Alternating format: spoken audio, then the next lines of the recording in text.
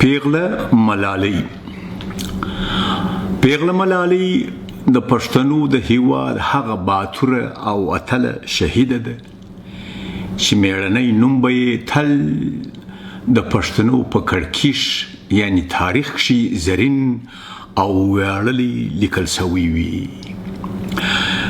ملالۍ د کشکین خود اوسیدونکې وه چې کورنۍ اوس هم د میوند د خوږیاڼو په کلي کښې اوسیږي.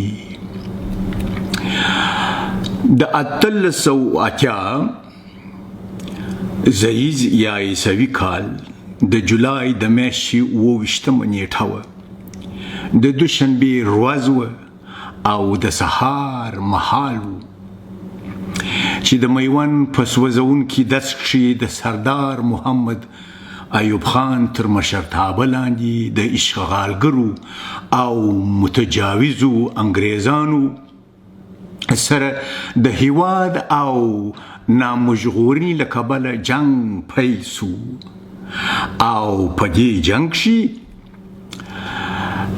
د پښتنو ښځو هم برخه اخیستې وه چې یوه هم پیغله ملالۍ وه چې د خپل پلار سره د جنګ میدان ته تللې وه چې د خپلو ښځینه ملګرو سره یې ژی په غاړه و او تندې اخیستي ټپیان او زخمیان به یې اوبول، خوراکي مواد به یې ورته برابرول او بارود به یې ورسول او ځینې د خپلو پلرونو ورونو او مړونو سره څنګ پر څنګ جنګېدلې. ټاکنده غرمه وه، د اسمان څخه د اهار د ګرمۍ اورونه را اورېدل او ځمکه د تنور غوندې سوځانده وه. د اوبو ساحان او کوهي د انګریزانو په ولکه کښې ول. د غازیانو ساوې د تندې څخه ختلې غوندې ایسېدلې. د انګریزانو سره آیرلنډي او هندي لښکرې چې درانه توپونه، مجهزې درزچې او جنګي مهمات ورسره ول، او د بلې خوا په شمېر کم افغانان چې په لږ شمېر سپاره پلي او ایلهجاري لښکر د څو توپونو او ساده درستو سره ورسره مخامخ ول. او د بلې خوا جنګ خونړی سو او انګریزانو د غازیانو پر لومړنۍ کرښه باندې برید وکړ. ډېری افغانان یې شهیدان او ټپیان کړل.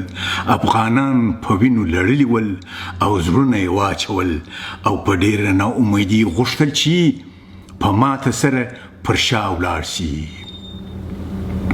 چې یوازې د 500 جنګیالیو په شاوخوا کې ستړي ستومانه او مژواندي پاتې ول.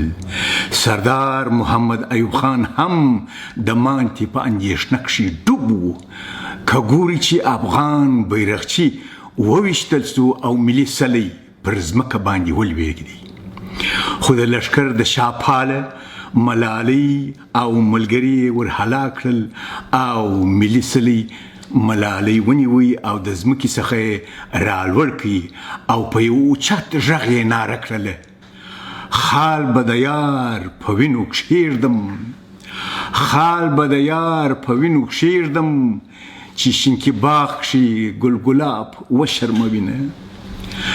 بیا پر یوه لوړه وختله او خپل ملکوتي غږ یې تر هر غازي پورې داسې ورساوه: که په میوند کښې شهید نسوې، که په میوند کښې شهید نسوې، خدای ژو لالیه بېننګۍ ته دې ساتینه. دا لنډۍ نه وه بلکې د یوې پښتنې د زړه آواز و چې په درس میوند کښې مېړانې انګازې خپرې کړلې. افغانانو ته د سیکمن بریالیتوب زیری و او د غازیانو په رګ رګ کښې افغاني وینه په جوش راوستل او بیرته یې پر غلیمانو باندې مخ ورواړوي. جنګ داسې ورسره تود سو چې د لاس په لستوڼي جنګ کښې د تور شرنګ د انګریزي اشغالګرو تر ځګرونو وتي. افغانان په میړانه وجنګېدل، انګریزان یې کنډ و کپر کړل چې زیات توپونه، ګولۍ، درستي او مهمات ځینې پاته سول. خو ډېر لږ په تښته ژوندي تر حصاره پورې ورسېدل او هلته پټ شول. مازدیګري مهال و چې افغانانو خپل شهیدان او ټپیان راټولول. که ګوري چې یو بیبي په وینو کښې لژنده پرته ده. سردار محمد ایوب خان وپوښتل چې دا ښځه څوک ده؟ بیا ورته وویل شول چې د دې بیبي نوم ملالۍ ده او د کشکونخت د یو وشبه لور ده. بل ورته وویل چې دا ډېره زړوره پیغله وه او دا لنډۍ هم دې وویلې چې ملي لښکر یې پر ننګ راوستی. بل وویل چې دا مېړنۍ شهیده پیغله باید د غازیانو تر څنګ ښخه کړل شي.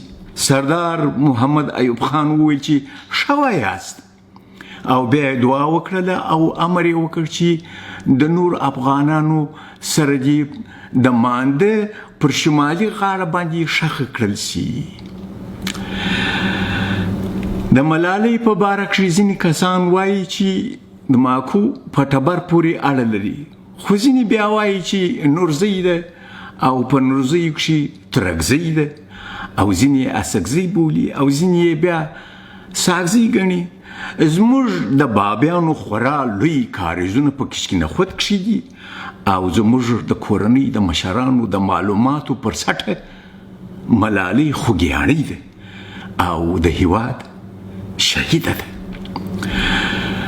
دا وه د ملالۍ پېژندنه او ډېره مننه.